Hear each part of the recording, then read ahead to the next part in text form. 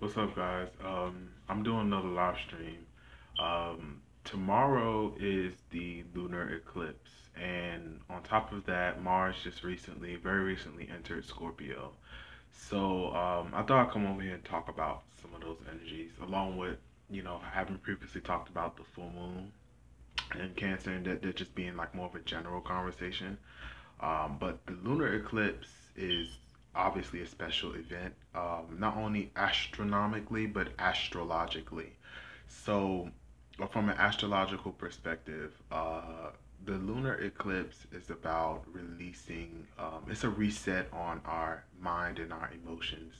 So, it's a really good time for, it amplifies the full moon energies basically because the lunar eclipse, just like the solar eclipse happens on a full moon, if I'm not mistaken, so does the lunar eclipse. Now, don't quote me on that. But I know for a fact the lunar eclipse happens. But actually, I don't. I'm not sure. But I think so. I'm not sure. But I know this one is occurring on the. I know this one is occurring on the full moon. So, like I said, lunar eclipses go in line with full moon energy in general. It's about releasing, but it's even more so, it's more powerful. So this lunar eclipse is taking place in Cancer. I'm not sure exactly where the full moon will be by the time the lunar eclipse hits tomorrow because the moon travels so fast. So it might be just in the beginning degrees of Leo, but I'm pretty sure it's going to be in Cancer when the lunar eclipse happens, and it might be in Leo. I'll talk about both because both energies are going to be involved regardless, honestly. And also, this lunar eclipse is conjuncting Ceres, so the planet of nurturing and the sacrifices you make for nurturing. Then the what it means to be a true parent, the seasons of the earth, etc. All of that is ruled by Ceres or involves Ceres. So with this lunar eclipse conjunct Ceres, we're really releasing old motherhood archetypes, if you will. So this idea that women to be, or not even women, but to be the nurturing role, that this idea that the nurturing role belongs strictly to women, this idea that women are better off independent, without a man. All of this like BS that is going on is about to be released from our consciousness so that we can let it go. It's factually, you are not stronger as a woman or as a mother without a partner, and really not even as a woman, as a parent. As a parent, you are not stronger with just you being the only parent. That's no matter how you try to, you know no matter how you try to express that, no matter what type of logic you try to put forward, factually speaking, it is not possible for you to be better off with just one parent. Now, that does not mean that you made the right choices to parent this child, to create this child with, and you may have to come to a realization that you and your child would be better off without this person, this parent, in being in your child's life. But that's really a mistake you made. That does not mean that that child doesn't need a mother, that child doesn't need a father. That's just a reflection of your poor choices when it came to who you were going to mate with, and who you were going to have a child with. And if you're in a situation where you can't be with the other parent or etc., then you probably weren't thinking about the child at all. You were probably thinking with your dick or your pussy. You were probably thinking, this sex, or that you enjoying the sex or whatever.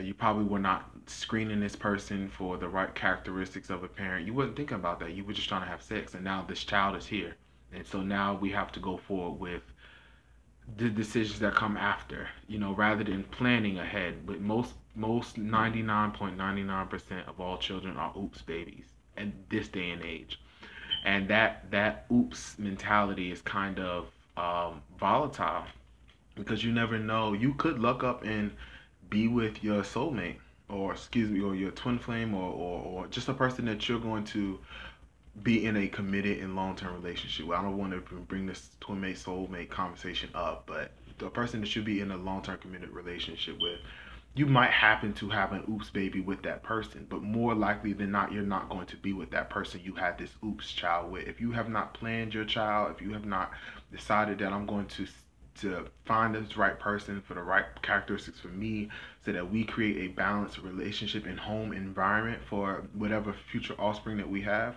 then you're probably not going to be with that person, and that child is going to suffer because of that. And so, with this lunar eclipse conjuncting Ceres, it's time for people to awaken from this idea that being a single mother is somehow supreme, because it's not. It's just a reflection of bad choices that you made, and that's just, it is what it is. Now there are some women who get left, were in marriages, you know, who were committed to this relationship, et cetera, et cetera, et cetera.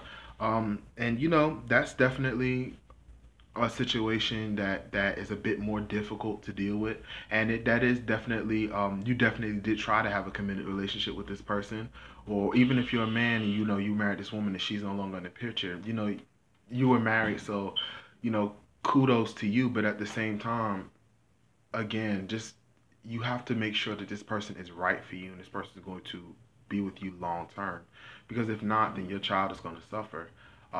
And if you would just do a little bit of planning, and stop going for the way the person looks, the way that they dress, the way that they talk to you, the lies that they tell you, and start really looking deeper into the situation, start looking at you guys' synergy chart, start asking your ancestors if this person is right for you or not, then the children wouldn't suffer. And I talk about all this stuff because in this lunar eclipse, we're really about to let go of these ideas that um, it's okay to be, or beneficial or better to be a single mother. It's because it's not, or a single father. It's not. And any of the children, if you ask the children who are actually the ones being affected by the situation, you will get a very different perspective than single motherhood is all that. They wouldn't say that. They say, I want my father, I want my mother, I want this two-parent household, so I can be balanced when I grow up. So also certain political things are going to be released. Just certain things, a lot of things involving motherhood, though. A lot of things involving nurturance. The idea that a man cannot be a motherly figure or a nurturing role is about to be released too, because that's not true. A man can nurture just as good as a woman can nurture. It's just women are more typically in this position versus the man. Um, just a lot of relationship ideals when it comes to, you know, what's really going to nurture a person, what's going to support a person in the long run. A lot of these things are going to come up for examination during these next few months, because lunar eclipses, or excuse me, eclipses in general, play out over like a 6 month. They play out in like a 6 month type of time frame.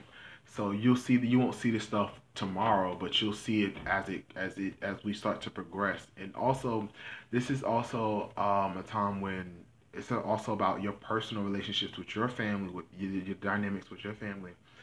If you know, if you guys come from great family, you guys all been on the right page, you guys don't really have anything negative to deal with on the home front, then this lunar eclipse was potentially can mark like positive changes, a new way of living for you guys, a new home.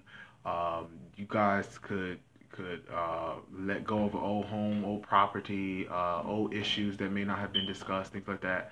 But if you come from like a more negative environment, which is really common these days, a real more negative experience, then you'll probably be, those issues are going to come to light. If those, how people feel about you, how your family feels about you, these relationship dynamics, they're all going to come to light. And it may not be pretty. It may not be pretty, the things that people have to say to you, or the things um, that you may experience when it comes to your relationships with your family. So you may just end up releasing some old people so that you can gain a new family, a more spiritual family, a family that's oriented around who you are and what you want to do with yourself and in this world, versus the family that you necessarily incarnated with. Now, Mars just entered into Scorpio not too long ago. So um, right now, there's a lot of drive to be in control, a lot of drive to be dominant, and it's also a lot of sexual energy as well. Um, on the higher octave, this is positive changes on the political front, positive changes in how you assert yourself and the ways that you can overcome some of your power struggles and control issues and things of that nature. But on the lower end, this is like war, this is drama, this is um, dealing with, you know, trauma and repressed stuff, and it coming to light in a really explosive way. A lot of destruction, and anytime you combine Pluto and Mars energy, you're in for a powerful change and a powerful experience. But like I said, it can be really positive, depending on how you direct this. Everybody's going to be a bit snappy or somewhat. Well, I should say people are going to be more secretive about their goals right now, what it is that they desire. There may be a lot more sex going on right now, or the desire. There may be more pursuing people for sexual interests and things of that nature. More deception. You know, anything that's associated with these two energies coming together. So wars and things like that. We might hear news of those type of things. Uh, Positive, any type of changes when it comes to your drive and your emotion, or your rage and your ego and your desire is going to come up under. It's going to be a part of your day-to-day life while Mars is in Scorpio. So I think the best way to channel this energy is through creativity, a lot of working on projects, whatever you want to build in your life, whatever changes you want to see. Mars is giving you that energy to make those changes. So whatever it is that whatever dramatic changes you are looking for, now is the time to start putting your best foot forward to get those things done. Because by the time Mars leaves Scorpio, you'll have a your will be transformed, your desire and ego will have been transformed, and you will have 1 second.